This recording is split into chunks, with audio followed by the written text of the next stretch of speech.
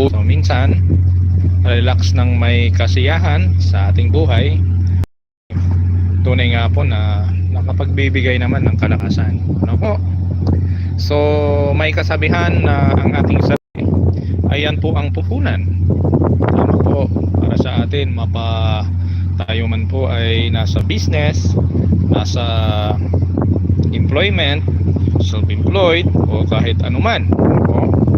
Kahit anuman po ang ating pinagkakabalahan, tayo pa rin po ay, ang katawan ay isang puhunan para upang kumita ng ating pangangailangan.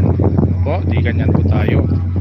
So, sa umagang ito po, yan po ang pag-uusapan po natin.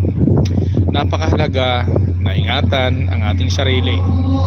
Minsan, kung ano yung ating ipinapapasok sa ating isipan, ano yung mga pinapractice natin, ano yung mga binabasa natin, at mga sinasamahan natin. Kung maaari nga lang po ay mas maganda at mas mainam na ito po ay positive. Hindi po natin dinediscredit ang isang negative, dahil ang negative ay motivation din naman yan. Pero alamin ang ating sarili, yan ang unang-una. Kung alam mo kung ano yung sarili mo, kilala mo siya, sa lahat ng laban, alam mo kung saan ka mag-a-adjust, alam mo kung saan ka mananalo.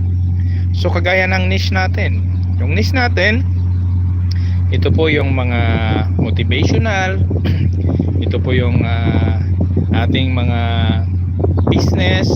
So yun po yung kino-content po natin dito po sa ating YouTube channel. So dito sa YouTube channel, napakaganda po na mayroon pong recession, yung pahinga po ng katawan po natin, upang sa susunod na gawain po natin ay maayos po yung ating pagsugod ba, o yung pagsunod ng gawain na susunod. So ayan, una, ang mapapag-aralan natin sa umagang ito, kailangan ng pahinga. Ipahinga yung sarili natin, hindi yung puro sub-sub sa trabaho. Kaya nga sa buhay ay mahalaga na ating ipahinga. Isa yan. Pangalawa, kailangan natin ng focus, di ba?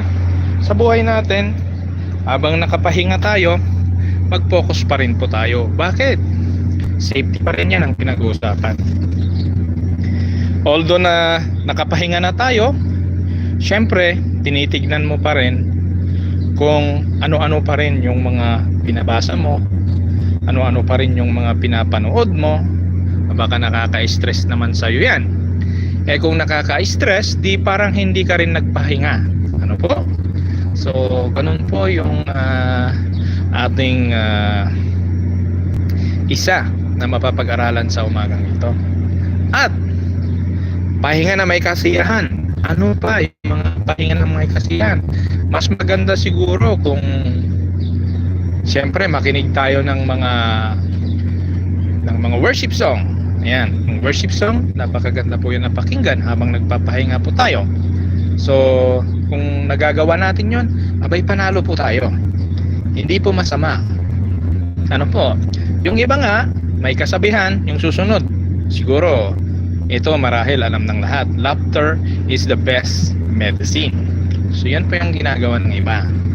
So manood tayo ng mga movies na nakakatulong sa atin para malinisan yung kung ano-anong nasa atin, madiklat ba.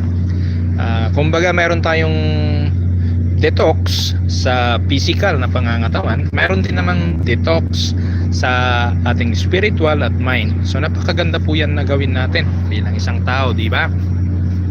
So yan ang napapag-aralan natin sa umagang ito. At ano pa? Ano-ano pa? Syempre, habang nagre-relax ka, pwede po tayong mag-stretching, pwede tayong yung soul, yung intimacy natin sa Panginoon, di ba? Yan ang napapag-aralan natin sa live na ito. Napakaganda. Iwasan mo ng manood ng mga vlog na nagbabangayan lang.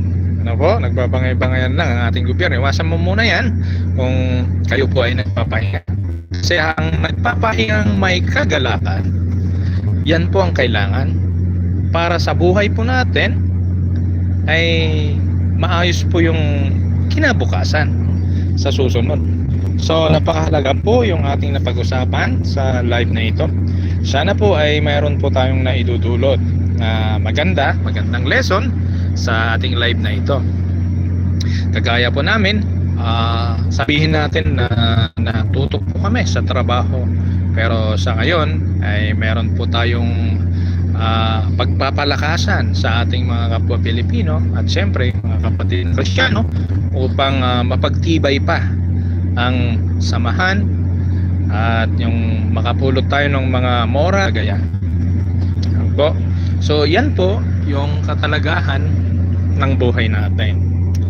Ang tao kasi habang tumatagal minsan di mo na kaya ngayon. At ito pa, idagdag po natin habang tayo po ay nakapahinga ng may kagalakan sa ating buhay, yung tama pa rin po yung kakainin natin upang hindi may stress yung ating mga katawang panlupa rin po naman. Kasi kapag mali rin yung ating kinakain, kagalakan sa ating buhay, dapat wala po tayong emotional, psychological, yung sa economicals, political, kahit ano pa yun ay kinakailangan po natin. Kaya yan po yung napaka-importante po na gawin natin sa ating buhay.